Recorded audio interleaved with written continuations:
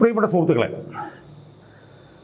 കഴിഞ്ഞ ഏതാനും ദിവസങ്ങളായി കേരളത്തിൻ്റെ രാഷ്ട്രീയ മണ്ഡലത്തെ ആകെ തീപിടിപ്പിച്ചിരിക്കുന്ന സംഭവമാണ് ഗതാഗത വകുപ്പ് മന്ത്രി KB ഗണേഷ് കുമാറുമായി ബന്ധപ്പെട്ട് ഉയർന്നു വന്ന ഒരു അതിഗുരുതരമായിട്ടുള്ള രാഷ്ട്രീയ വിഷയം.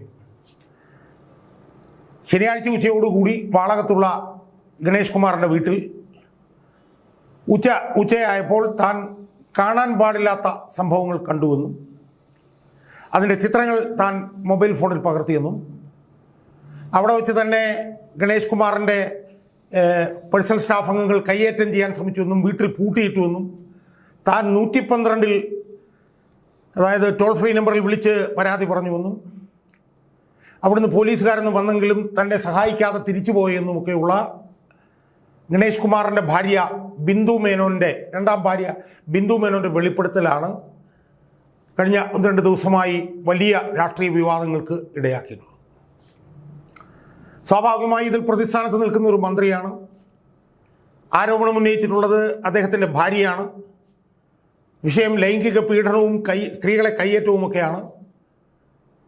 അതിൽ പോലീസ് ഇടപെട്ടില്ല എന്നുള്ളത് വളരെ ഗുരുതരമായിട്ടുള്ളൊരു സംഭവമാണ്. അത് ഭാര്യ തന്നെ ഏഷ്യാനെറ്റിൽ നൽകിയ ഒരു ഓഡിയോ അഭിമുഖവുമായി ബന്ധപ്പെട്ട് പുറത്തു വന്നതാണ്. അതിനെ തുടർന്നത് വലിയ രാഷ്ട്രീയ വിഷയമായി മാറി. പ്രതിപക്ഷം ഈ വിഷയം ഏറ്റെടുത്തു. ഗണേഷ് കുമാറിൻ്റെ രാജി ആവശ്യപ്പെട്ടു. ഗണേഷ് കുമാറിനെതിരെ വലിയ തോതിലുള്ള പ്രതിഷേധങ്ങൾ നടക്കാൻ തുടങ്ങി കേരളത്തിൽ അങ്ങോളം ഇങ്ങോളം. അതിനെ തുടർന്ന്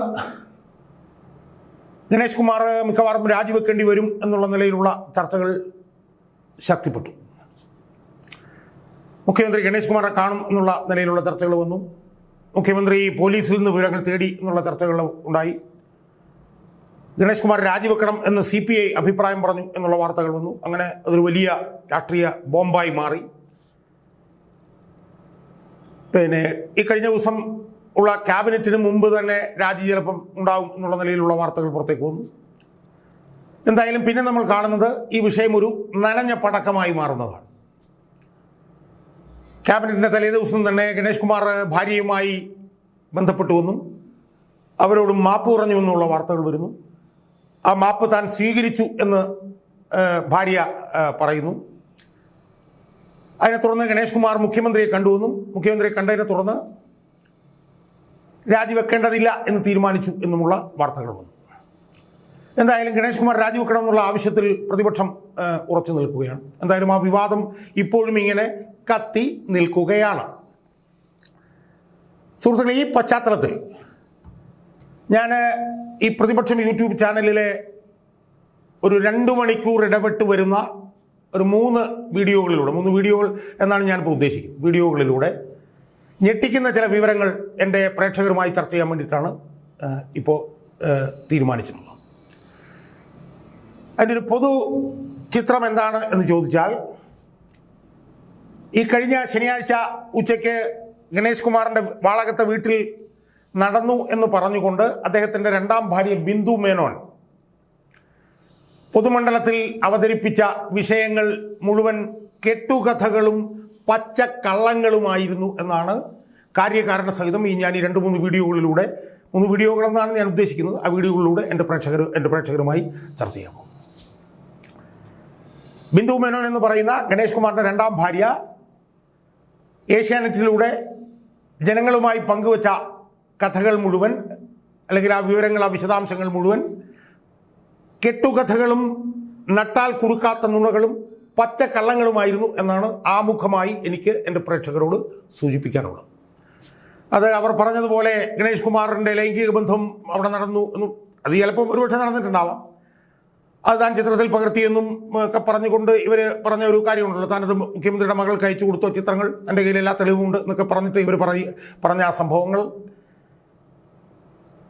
അല്ല അവിടെ നടന്നത് എന്നും, മറിച്ച് ഗതാഗത മന്ത്രിയായിട്ടുള്ള ഗണേഷ് കുമാറും അദ്ദേഹത്തിൻ്റെ രണ്ടാം ഭാര്യ ബിന്ദു മേനോനും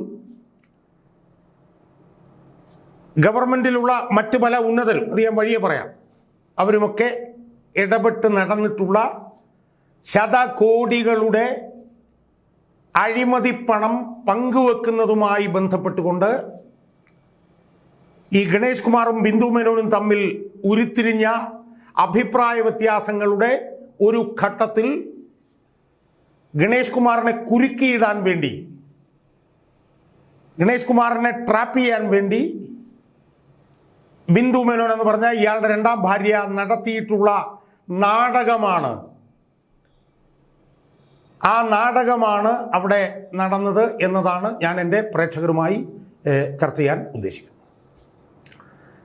ആദ്യത്തെ വീഡിയോയിലൂടെ ഞാൻ പറഞ്ഞു വെക്കാൻ പോകുന്നത് ആരാണ് ബിന്ദു മേനോൻ, ആ ബിന്ദു മേനോൻ സർക്കാരിൻ്റെ വകുപ്പുകളുമായി ബന്ധപ്പെട്ട് നടത്തിയിട്ടുള്ള ഇടപാടുകൾ എന്ത്, ആ ഇടപാടുകളിലെ അഴിമതികൾ എന്ത്, ഇത്തരം വിശദാംശങ്ങളാണ് ഞാൻ ആദ്യത്തെ വീഡിയോയിലൂടെ എൻ്റെ പ്രേക്ഷകരുമായി ചർച്ച ചെയ്യാൻ ഉദ്ദേശിക്കുന്നത്. സുഹൃത്തുക്കളെ, നമുക്കറിയാമല്ലോ 2013 ഗണേഷ് കുമാറിൻ്റെ ആദ്യത്തെ ഭാര്യ യാമിനി തങ്കച്ചിയുമായിട്ടുള്ള പ്രശ്നങ്ങൾ ഉരുത്തിരിയുന്നത്. അത് നമ്മൾ വിശദമായി ചർച്ച ചെയ്തിട്ടുള്ളത്, അവരെ മർദ്ദിച്ചതും അത്തരം കാര്യങ്ങളും എല്ലാം. അതിനെ തുടർന്ന് ഗണേഷ് കുമാർ യാമിനി തങ്കച്ചിയുമായി വിവാഹമോചനം നേടി. 2013 അവസാനമോ 14 ആണെന്നാണ് എൻ്റെ ഓർമ്മ. ഈ ബിന്ദു മേനോൻ എന്ന് പറഞ്ഞിട്ട് ഈ വനിതയെ ഗണേഷ് കുമാർ വിവാഹം കഴിക്കുന്നത്. അദ്ദേഹം ഒരു ദുബായിലേക്കുള്ള എന്തോ ഉള്ള ഒരു വിമാനയാത്രയിൽ വെച്ചാണ് ഇവരെ പരിചയപ്പെടുന്നത് എന്നാണ് മനസ്സിലാകുന്നത്. അവർ ഏഷ്യാനെറ്റിൽ എന്തോ GCC ഹെഡ് എന്നൊക്കെ പറയുന്ന വലിയൊരു പൊസിഷനിലിരുന്ന ഒരു വനിതയാണ്. ആ വനിതയുമായി അദ്ദേഹത്തിൻ്റെ വിവാഹം നടക്കുന്നു. അപ്പോൾ ആദ്യമായി എനിക്ക് സൂചിപ്പിക്കാനുള്ളത് ആ വനിതയും യാമിനി തങ്കച്ചിയും തമ്മിലുള്ള താരതമ്യമാണ്. രണ്ട് ധ്രുവങ്ങളിൽ നിൽക്കുന്ന രണ്ട് വനിതകളാണ് യാമിനി തങ്കച്ചിയും ബിന്ദു മേനോൻ. യാമിനി തങ്കച്ചി എന്ന് പറഞ്ഞാൽ അവരൊരു ഡോക്ടറാണ്, അവർ വീട്ടിൽ അടങ്ങി ഒതുങ്ങി കഴിയുന്ന ഒരു സ്ത്രീയാണ്. അവർക്ക് പ്രാക്ടീസ് ചെയ്യാൻ പോകണമെന്നൊക്കെ ഉണ്ടായിരുന്നു, അവർക്ക് പഠിക്കണമെന്നുണ്ടായിരുന്നു, ജോലിക്ക് പോകണമെന്നുണ്ടായിരുന്നു, അതൊന്നും ഗണേഷ് അനുവദിച്ചിരുന്നില്ല. ആ ഗണേഷ് കുമാറിൻ്റെ വീട്ടിൽ അടങ്ങി ഒതുങ്ങി കഴിഞ്ഞ ഒരു സ്ത്രീയായിരുന്നു ഈ യാമിനി തങ്കച്ചിയെങ്കിൽ ബിന്ദു മേനോൻ അങ്ങനെ ആയിരുന്നില്ല. അവർ വളരെ പ്രൊആക്റ്റീവായിട്ടുള്ള ഒരു സ്ത്രീയായിരുന്നു. അവരിവിടെ വന്ന് ഗണേഷ് കുമാറിൻ്റെ ബ്രാൻഡിങ്ങിൽ ഒക്കെ ഇടപെട്ടു. അവർക്ക് വലിയ സൗഹൃദ ബന്ധം, സുഹൃത്ത് വലയമുള്ള ഒരു സ്ത്രീയാണ് അവരങ്ങനെ വീട്ടിൽ അടങ്ങി ഒതുങ്ങി കഴിയുന്നൊരു സ്വഭാവമായിരുന്നില്ല.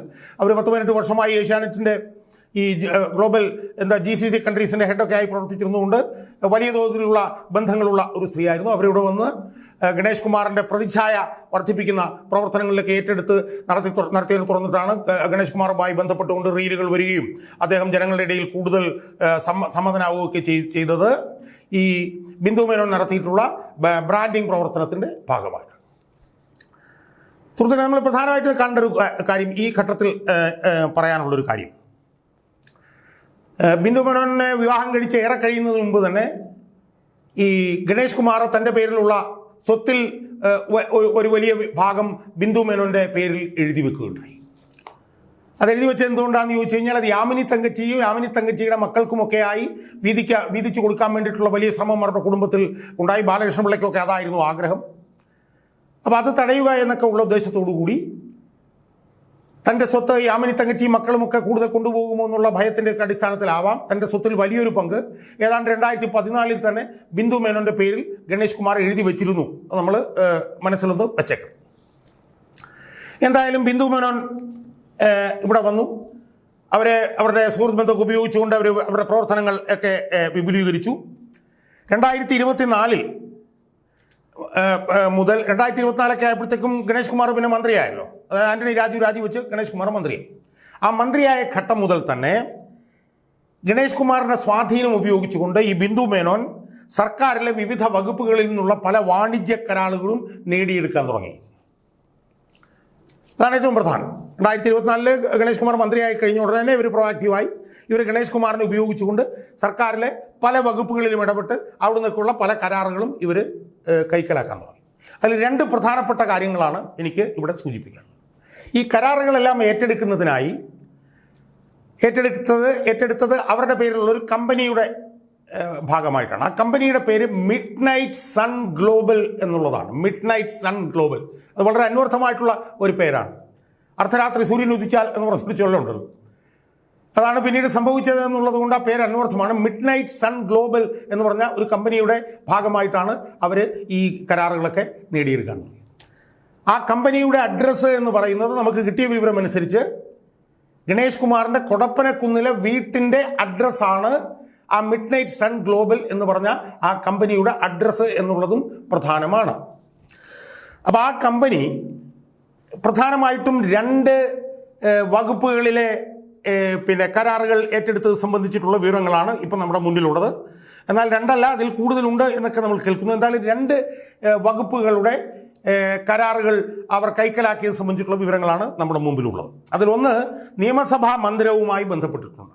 സ്പീക്കറിൻ്റെ ഓഫീസുമായി ബന്ധപ്പെട്ട് നിയമസഭാ മന്ദിരത്തിൽ ഉപയോഗിച്ചുകൊണ്ടിരിക്കുന്ന ദശലക്ഷക്കണക്കിന് രൂപ വിലമതിക്കുന്ന അലങ്കാര ചെടികളുടെ പൂച്ചട്ടികൾ മുഴുവൻ സപ്ലൈ ചെയ്തിരിക്കുന്നത് ഈ ബിന്ദു മേനോൻ്റെ മിഡ് നൈറ്റ് സൺ ഗ്ലോബൽ എന്ന് പറഞ്ഞ കമ്പനിയുടെ. ആ കമ്പനിയാണ് ഈ നിയമസഭാ മന്ദിരത്തിലുള്ള അലങ്കാര പൂച്ചട്ടികൾ ദശലക്ഷക്കണക്കിന് വില വരുന്ന അതിൻ്റെ കരാറ് ബിന്ദു മേനോൻ കൈക്കലാക്കുന്നു. സ്പീക്കറിൻ്റെ ഓഫീസുമായി ബന്ധപ്പെട്ടുകൊണ്ട് ഗണേഷ് കുമാറിലൂടെയോ അതോ നേരിട്ട് ഷംസീറിലൂടെ സ്വാധീനം ചെലുത്തിയാണോ സമ്മർദ്ദം ചെലുത്തിയാണോ അത് അവർ നേടിയെടുക്കുന്നു. നമ്മൾ ഓർക്കേണ്ടത് ഈ കഴിഞ്ഞ ദിവസം ഷംസീർ വന്നിട്ട് ഗണേഷ് കുമാറിനെ ന്യായീകരിച്ച് സംസാരിച്ചതൊക്കെ ഇതുമായി ബന്ധപ്പെട്ടിട്ട് നമ്മൾ മനസ്സിലാക്കിക്കോണം. അപ്പോൾ ഇത് അതുപോലെ തന്നെ വേറൊരു കരാർ കൂടി അവർ ഏറ്റെടുത്തു. ആ കരാറ് കൃഷി വകുപ്പുമായി ബന്ധപ്പെട്ടിട്ടാണ്. CPIയുടെ മന്ത്രി P. പ്രസാദുമായി ബന്ധപ്പെട്ടിട്ടുള്ളതാണ്. അത് നമ്മൾ മനസ്സിലാക്കുന്നത് പ്രസാദിനെ നേരിട്ടോ അതോ ഗണേഷ് കുമാർ വഴിയോ കൃഷി വകുപ്പിൽ നിന്നുള്ള മികവുള്ള വെളിച്ചെണ്ണ വിദേശത്ത് വിപണനം ചെയ്യാനുള്ള കുത്തക കരാർ അവർ നേടിയെടുത്തു. അതായത് ഗണേഷ് വഴി കൃഷിമന്ത്രിക്ക് മേൽ കടുത്ത സ്വാധീനം ചെലുത്തി ബിന്ദു മേനോൻ ഏതാണ്ട് 50 ലക്ഷം മെട്രിക് ടൺ വെളിച്ചെണ്ണ കുറഞ്ഞ വിലയ്ക്ക് നേടിയെടുത്ത് വിദേശത്ത് വിപണനം ചെയ്ത് വലിയ തോതിൽ അവർ ലാഭം ഉണ്ടാക്കി. അത് യഥാർത്ഥത്തിൽ അവർ കേര കർഷക സഹകരണ ഫെഡറേഷൻ അവരുമായിട്ട് ചേർന്നിട്ടാണ് ഈ ഒരു ത്രികക്ഷി എഗ്രിമെൻ്റ് ഉണ്ടാക്കി ഈ 50 ലക്ഷം മെട്രിക് ടൺ വെളിച്ചെണ്ണ കുറഞ്ഞ വിലയ്ക്ക് നേടിയെടുത്ത് വിദേശത്ത് വിപണനം ചെയ്ത് അമിത ലാഭം അവർ ഉണ്ടാക്കിയിട്ടുള്ളത്. അതിലവർ കൊടുത്തിരിക്കുന്ന അഡ്രസ്സ് എന്ന് പറയുന്നത് KRA 144 സിന്ദഗി കുടപ്പനക്കുന്ന് തിരുവനന്തപുരം 43 എന്നുള്ളതാണ്. അത് ഇവരും ഗണേഷ് കുമാറും കൂടെ താമസിക്കുന്ന വീടാണ് എന്നാണ് നമ്മൾ മനസ്സിലാക്കുന്നത്. മിഡ് നൈറ്റ് സൺ ഗ്ലോബൽ എന്ന് പറഞ്ഞിട്ടുള്ള ഈ കമ്പനിയായിട്ട് ബന്ധപ്പെട്ടിട്ടുണ്ട്. അങ്ങനെ അവർ ഈ 2 കരാറുകളാണ് ഇപ്പോൾ നമ്മുടെ മുന്നിലുള്ളത്. അതിലൂടെ ലക്ഷക്കണക്കിന് രൂപയുടെ ലാഭം ഉണ്ടാക്കി അവർ എടുത്തു. അപ്പോൾ അതിനായി ഈ ബിന്ദു മേനോൻ എന്ന് പറഞ്ഞിട്ടുള്ള ഈ വനിത അവരൊരു ചെറിയ മീനല്ല എന്നാണ് ഇതിൽ നമ്മൾ മനസ്സിലാക്കുന്നത്. അവരെ ഇത്തരത്തിൽ ബന്ധങ്ങൾ ഉണ്ടാക്കാൻ വേണ്ടിയിട്ട് ഉപയോഗിക്കുന്നൊരു പ്ലാറ്റ്ഫോം എന്ന് പറയുന്നത് നമ്മൾ കഴിഞ്ഞ കുറച്ച് നാളുകൾക്ക് മുമ്പ് ചെയ്ത വീഡിയോയിൽ നമ്മൾ പറഞ്ഞിരുന്നു. ബഹുമാനപ്പെട്ട മുഖ്യമന്ത്രി പിണറായി വിജയൻ ഓരോ മാസവും ഓരോ മന്ത്രിമാരുടെ വീട്ടിൽ വലിയ ഡിന്നർ ഒരുക്കണം എന്ന് മന്ത്രിമാരോട് പറഞ്ഞിട്ടുണ്ട്. അങ്ങനെ ഓരോ മാസവും ഓരോ മന്ത്രിമാരുടെ വീട്ടിലാണ്. അപ്പോൾ ആ മന്ത്രിമാരുടെ വീട്ടിൽ വലിയ വില കൂടിയ ഡിന്നർ ഹോട്ടലിൽ നിന്നുള്ള ലക്ഷക്കണക്കിന് രൂപ വിലയുള്ള ഡിന്നർ അവർ നടത്തും. അപ്പോൾ ഡിന്നർ നടത്തുന്ന സമയത്ത് മുഖ്യമന്ത്രിയും മന്ത്രിമാരുമൊക്കെ അപ്പുറത്തിരുന്ന് സംസാരിക്കുമ്പോൾ ഈ മുഖ്യമന്ത്രിയുടെയും മന്ത്രിമാരുടെയും ഭാര്യമാരും മക്കളും എല്ലാം കൂടി വേറൊരു യോഗം കൂടുന്ന കാര്യം നമ്മൾ സൂചിപ്പിച്ചിരുന്നു. ആ യോഗം കൂടുന്നത് മുഖ്യമന്ത്രിയുടെ മകൾ വീണ വിജയൻ്റെ നേതൃത്വത്തിലാണ് എന്നുള്ളതാണ് നമ്മുടെ വിവരം എന്ന് നമ്മൾ പറഞ്ഞിരുന്നു. അപ്പോൾ ഈ ബിന്ദു മേനോൻ ഈ വകുപ്പുകളിൽ ഓപ്പറേഷൻസിന് വേണ്ടി ഉപയോഗിച്ചിരുന്ന വേദിയായി നമ്മൾ ഇപ്പം മനസ്സിലാക്കുന്നത് ഈ മുഖ്യമന്ത്രിയുടെ മകളുടെ നേതൃത്വത്തിൽ കൂടുന്ന ഈ അനൗദ്യോഗിക യോഗമുണ്ടല്ലോ, ആ യോഗത്തിൽ വെച്ചിട്ടാണ് ഇവർ ഈ മന്ത്രിമാരുടെയൊക്കെ ഭാര്യമാരുമായി ബന്ധപ്പെട്ട് കാര്യങ്ങൾ കൈകാര്യം ചെയ്യുന്നതും.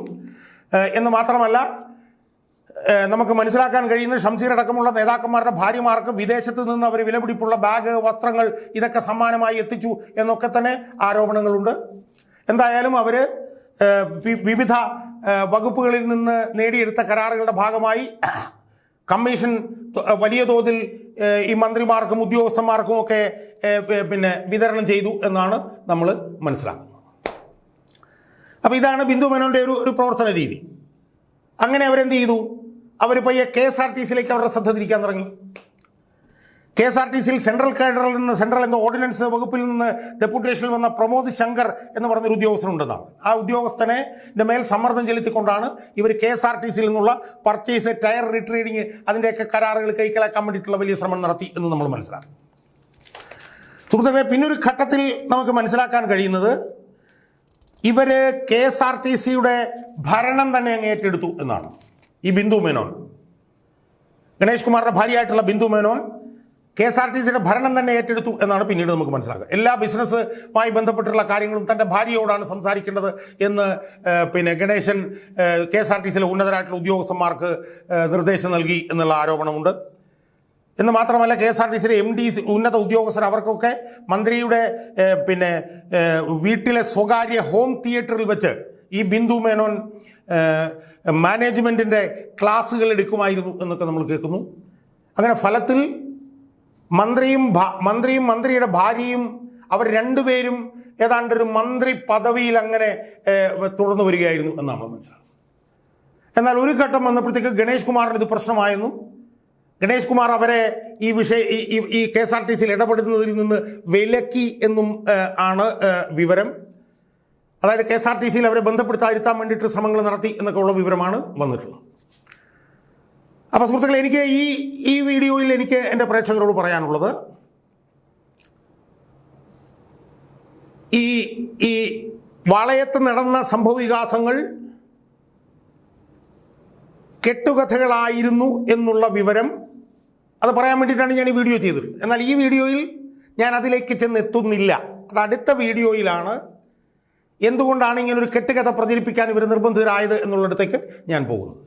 ഈ വീഡിയോയിൽ ഞാൻ പറഞ്ഞു വെക്കുന്നത്, ഗണേഷ് കുമാറിൻ്റെ രണ്ടാം ഭാര്യ ബിന്ദു മേനോൻ ഒരു ചെറിയ മീനല്ല എന്നും അവരൊരു വലിയ സംഭവമാണ് എന്നും അവരവരുടെ ഭർത്താവിനെ ഉപയോഗിച്ചും നേരിട്ടും വിവിധ സർക്കാർ വകുപ്പുകളിൽ നിന്നുള്ള ഒരുപാട് കരാറുകൾ അവർ നേടിയെടുത്തുവെന്നും അതിൻ്റെ കമ്മീഷൻ അവർ ബന്ധപ്പെട്ട മന്ത്രിക്കും ഉദ്യോഗസ്ഥന്മാർക്കും ഒക്കെ വിതരണം ചെയ്തവരെയൊക്കെ സന്തോഷിപ്പിച്ച് നിർത്തിയെന്നും അവരിതെല്ലാം ഈ കരാറുകളെല്ലാം നേടിയെടുത്തത് മിഡ്നൈറ്റ് സൺ ഗ്ലോബൽ എന്ന പേരിൽ അവർ നടത്തുന്ന ഒരു കമ്പനിയുടെ ഭാഗമായിട്ടായിരുന്നുവെന്നും ആ കമ്പനി പ്രവർത്തിക്കുന്നത് അവരും ഗണേഷ് കുമാറും കൂടെ താമസിച്ച കൊടപ്പനക്കുന്നിലെ ഒരു വീട്ടിൽ നിന്നായിരുന്നു എന്നും ആണ്. അതുകൊണ്ട് ഈ വീഡിയോ അവസാനിപ്പിക്കുമ്പോൾ എനിക്ക് സൂചിപ്പിക്കാനുള്ളത്, എനിക്ക് പറയാനുള്ളത്, ഏതാണ് ഈ മിഡ്നൈറ്റ് സൺ ഗ്ലോബൽ എന്ന് പറഞ്ഞ കമ്പനി അന്വേഷിക്കണം. ഈ മിഡ്നൈറ്റ് സൺ ഗ്ലോബൽ എന്ന് പറഞ്ഞ കമ്പനിയുമായി ഈ ബിന്ദു മേനോൻ എന്ന് പറഞ്ഞിട്ടുള്ള ഈ ഗണേഷ് കുമാറിൻ്റെ രണ്ടാം ഭാര്യയ്ക്കുള്ള ബന്ധം എന്താണ് എന്നുള്ളത് അന്വേഷിക്കപ്പെടണം. ഈ മിഡ്നൈറ്റ് സൺ ഗ്ലോബൽ എന്ന് പറഞ്ഞ കമ്പനി ഏതൊക്കെ വകുപ്പുകളുടെ കരാറുകളാണ് അവരെ ഏറ്റെടുത്തിട്ടുള്ളത് എന്നുള്ളത് അന്വേഷിക്കണം. അതുമായി ബന്ധപ്പെട്ടിട്ടുള്ള സാമ്പത്തിക ഇടപാടുകൾ അന്വേഷിക്കണം. അപ്പോൾ ഇത്രയും കാര്യങ്ങൾ അന്വേഷിക്കണം എന്നാണ് എനിക്ക് ആദ്യത്തെ ഈ വീഡിയോയിലൂടെ എൻ്റെ പ്രേക്ഷകരോടും ഇവിടുത്തെ പ്രതിപക്ഷ കക്ഷികളോടും എനിക്ക് പറയാനുള്ളത്.